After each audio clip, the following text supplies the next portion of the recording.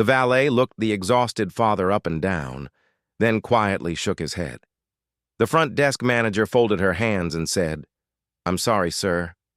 I don't think this hotel is the right place for you." What none of them realized was that the man standing in worn sneakers, holding his sleepy little daughter by the hand, wasn't just another traveler looking for a room. He was the owner of the hotel. But before anyone discovered the truth, one heartbreaking night would expose prejudice, test compassion, and change every life inside those golden walls forever. Before we continue this emotional story, take a moment to like this video, share it with someone who believes kindness can change lives, and subscribe to Kindness of Power for more unforgettable stories that touch the heart. And don't forget to tell us in the comments which city and country you're watching from. We'd love to know where our amazing family is growing around the world. The rain poured over downtown Chicago as Marcus Ellison pulled his old SUV into the entrance of the prestigious Grand Crescent Hotel. Lightning briefly illuminated the building's marble columns and enormous crystal chandeliers visible through the glass entrance. His 8-year-old daughter, Naomi, stirred awake in the passenger seat. "Daddy, are we here?"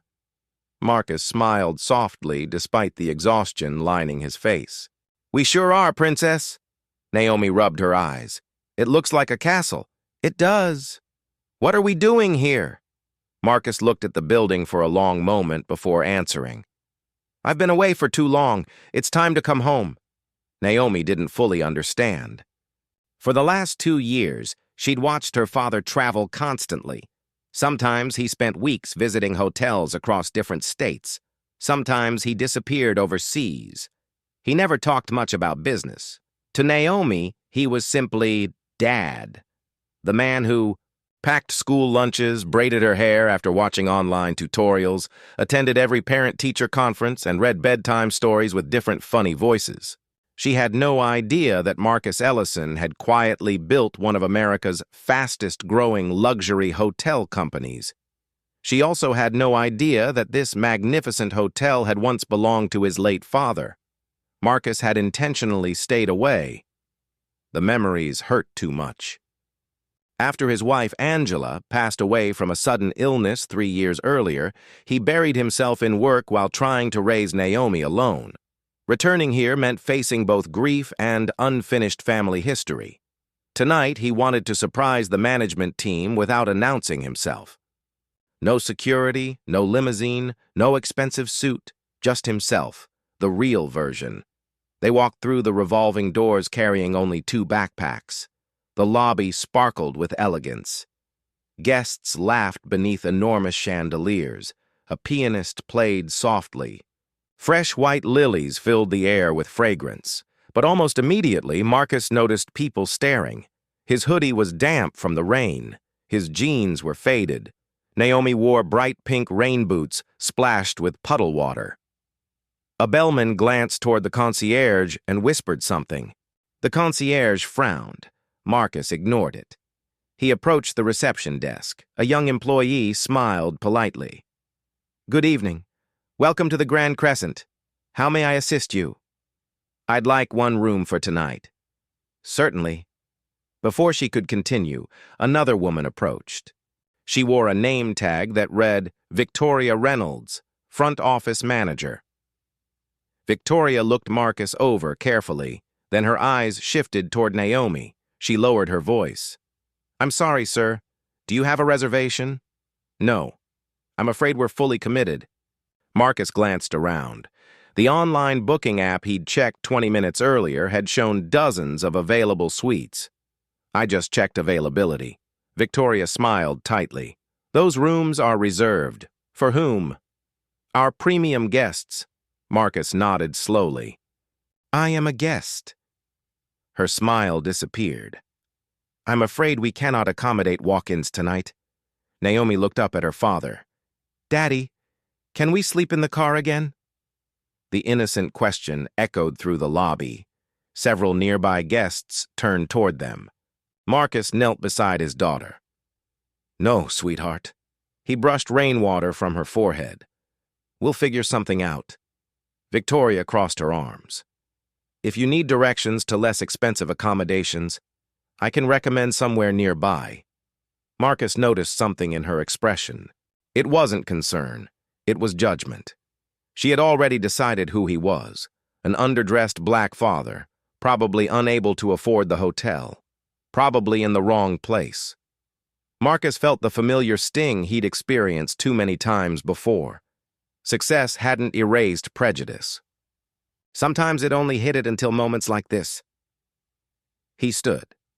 I'd appreciate it if you checked again. Victoria sighed dramatically before typing a few random keys. I'm sorry. No availability. At that exact moment, another couple entered the lobby. They wore expensive designer clothing, no reservation. Marcus listened carefully. The receptionist checked, then smiled brightly. We actually have a beautiful executive suite available. Marcus looked back at Victoria. She refused to meet his eyes. Naomi whispered quietly, Daddy. Why did they get a room? Marcus forced a smile. Sometimes adults make mistakes, but that's not fair. No, it isn't. A housekeeping employee pushing a cart nearby had witnessed everything. Her name was Rosa. She'd worked there for 23 years. She knew this hotel better than anyone. She quietly approached Marcus. I'm sorry. Marcus smiled gently. You have nothing to apologize for. She looked toward Victoria before whispering, There are plenty of empty rooms. Marcus nodded. I know. Rosa hesitated. I don't think this is about reservations. Marcus already knew, unfortunately. Before he could answer, Naomi suddenly began coughing violently. The cold rain had worsened her asthma. Marcus immediately reached into his backpack for her inhaler. Naomi struggled to catch her breath. Several guests stepped backward. Victoria looked uncomfortable. Perhaps you should take her outside. Marcus stared at her in disbelief. Outside? In the storm? We're trying to maintain a calm environment for our guests. Rosa immediately rushed over. No, she knelt beside Naomi. It's okay, sweetheart. She helped Marcus steady Naomi until her breathing slowly returned to normal. Marcus whispered, Thank you. Rosa smiled warmly. Every child deserves kindness. Those simple words struck Marcus deeply. Kindness. His father had built the Grand Crescent on exactly that principle. Years ago, every employee received the same instruction. Treat every guest like family, especially the ones everyone else overlooks. Somewhere over the years, that lesson had been forgotten. Marcus looked around the luxurious lobby, the expensive artwork, the polished floors, the smiling advertisements promising exceptional hospitality. Everything looked perfect, yet the soul of the hotel felt missing. At that moment, the elevator doors opened. A sharply dressed regional executive stepped into the lobby. His name was Daniel Brooks. He immediately noticed the tense atmosphere. Victoria hurried over. Sir, we've got a situation. Daniel glanced briefly toward Marcus before assuming the worst. Is there a problem? Victoria answered first. This gentleman refuses to leave. Marcus calmly replied, I simply asked for a room. Daniel barely listened. I'm going to have to ask you and your daughter to leave the property. Naomi grabbed her father's hand tighter. Marcus looked down at her frightened face. His heart broke, not because they had been denied a room, but because his little girl was witnessing something no child should ever experience. Quiet humiliation, unfair judgment, and the painful reality that sometimes people decide your worth before hearing your name. Marcus slowly reached into his jacket pocket. Daniel immediately stiffened. Several employees watched nervously. Marcus pulled out only one thing, a simple worn leather key holder. Attached to it was an old brass master key, the original master key, the one his late father had carried every single day for 37 years. Marcus turned it over in his hand, his eyes filled with emotion. It seems, he said quietly, it's finally time for everyone to remember what this hotel was built to stand for. The lobby fell silent. Rain continued tapping against the towering glass windows, but inside the Grand Crescent Hotel, not a single person spoke. Marcus gently held the old brass master key in his palm. Years of use had worn its edges smooth, yet it still carried the engraved initials of its original owner. James Ellison. The man who had built the Grand Crescent from the ground up, with nothing but determination, integrity, and a dream that every guest, regardless of their background, deserved to be treated with dignity. Daniel Brooks frowned. What exactly is that supposed to mean? Marcus looked at him calmly. It means this hotel stopped feeling like home a long time ago. Victoria crossed her arms. Sir, if you're trying to cause a scene, security has already been called. Marcus simply smiled. I'm not here to cause a scene. He looked around the magnificent lobby.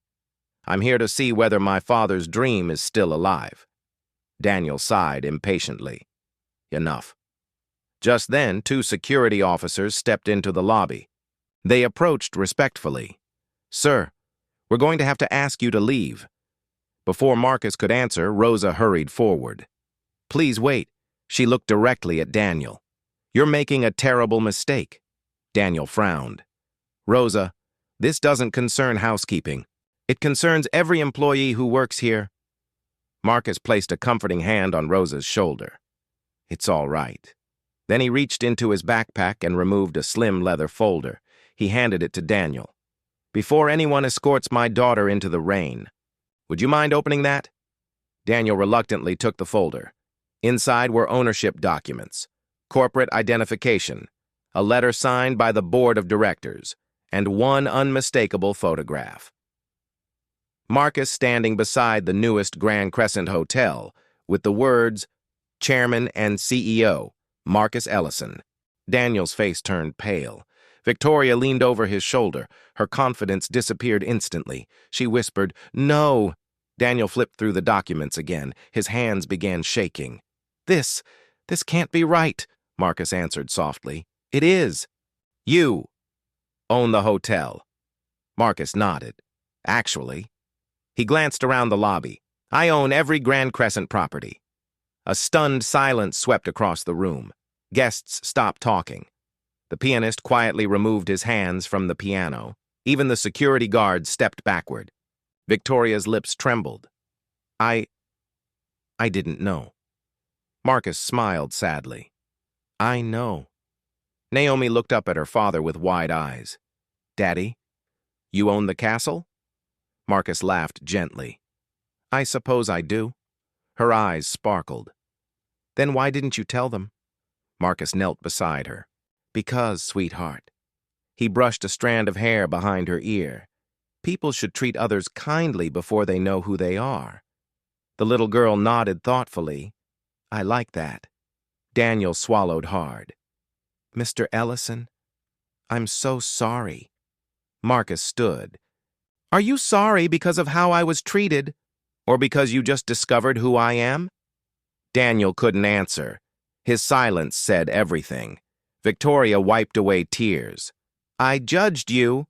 Yes, I assumed. I know what you assumed. She lowered her head in shame. Marcus wasn't angry anymore. He simply looked tired. Very tired. You looked at my clothes, my skin, my daughter, and you created a story about us before asking a single question. Victoria began crying. I've never felt so ashamed. Marcus nodded slowly. Good. She looked surprised, because shame isn't the end. It's the beginning of change. Rosa smiled quietly from across the lobby. Those words sounded exactly like Marcus's father. James Ellison had often said, a mistake only becomes failure when you refuse to learn from it. Marcus turned toward everyone gathered in the lobby. May I tell you why I came tonight? No one spoke. I didn't come to inspect the furniture. I didn't come to review financial reports. I came because this hotel carries my father's name. He looked at the massive chandelier overhead. When I was 12 years old, My father caught me laughing at a guest whose suitcase had fallen apart in this very lobby. Marcus smiled at the memory. He didn't yell. He simply handed me a broom. I spent 2 hours helping that guest gather his belongings. When we finished, my father said something I'll never forget. Marcus's voice softened. He said, "Luxury isn't marble floors. Luxury is making people feel valued." The words echoed throughout the lobby. Several employees lowered their heads. Marcus continued. "My father grew up with nothing. There were nights he slept on park benches. So when he finally built this hotel, he promised himself that no one would ever be made to feel small inside these walls." He looked directly at Victoria. Tonight, that promise was broken. Tears streamed down her face. "I'm sorry," Marcus gently nodded. "I believe you are." He turned toward Daniel. "And leadership begins at the top." Daniel understood immediately. "This is my responsibility." "It is." Marcus looked toward every employee gathered nearby. "The purpose of this company has never been to build the finest hotels. Our purpose is to restore dignity.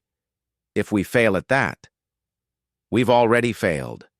The lobby erupted into quiet applause, not because Marcus had revealed he was the owner, but because every person there knew they had just witnessed something far more powerful than authority. They had witnessed character. Marcus looked at Rosa. "You've worked here 23 years, she smiled. 23 wonderful years, when everyone else looked away. You knelt beside my daughter. You reminded this hotel who it used to be." Rosa's eyes filled with tears. Marcus reached into his jacket. "I'd like to offer you a promotion." She blinked. "What?" "I want you to become Director of Guest Experience." The lobby burst into applause. Rosa covered her mouth. "I never finished college." Marcus smiled warmly. "You already earned your degree?" "In kindness." Everyone laughed through their tears. Marcus then turned toward Naomi. "What do you think, Princess?" She grinned. "I think Miss Rosa deserves it." Rosa hugged Naomi tightly. "Thank you, sweetheart." Marcus faced Victoria one last time. She looked terrified. "Am I fired?" Marcus thought carefully before answering. "No." She looked shocked. "But starting tomorrow, you'll spend 1 month working beside Rosa. You'll greet every guest, carry luggage, serve breakfast, and learn that every person who walks through these doors has a story you'll never see." Victoria nodded through tears. "I promise. I'll never forget tonight. I hope you don't." Months later. The Grand Crescent Hotel became known across the country for something no advertisement could buy. Compassion employees began writing handwritten welcome notes. Staff members memorized children's names. No guest was ever judged by appearance again. Reviews no longer praised only the beautiful rooms. They praised how the hotel made people feel. One rainy afternoon, nearly a year later, another father arrived wearing old clothes and carrying his little son. He looked nervous. Before he could even speak, Victoria smiled warmly. She walked around the desk herself, knelt to greet the little boy, and said the words Marcus would never forget. "Welcome. You belong here." Watching quietly from the balcony above, Marcus smiled. His father's dream had finally come home. Naomi slipped her tiny hand into his. "Daddy?" "Yes?" Grandpa would have been happy. Marcus looked toward the lobby below, where strangers from every walk of life laughed together beneath the same chandelier. A single tear rolled down his cheek. "Yes, sweetheart." I think he would. And sometimes the greatest victory isn't proving people wrong. It's giving them the chance to become better than they were yesterday. If this story touched your heart, please subscribe to A Kindness of Power and become part of a community that believes kindness is the strongest force in the world. Share this story with someone who needs hope today. And remember, every person you meet is fighting a battle you cannot see. A little compassion can change a life, just as it changed the Grand Crescent Hotel forever.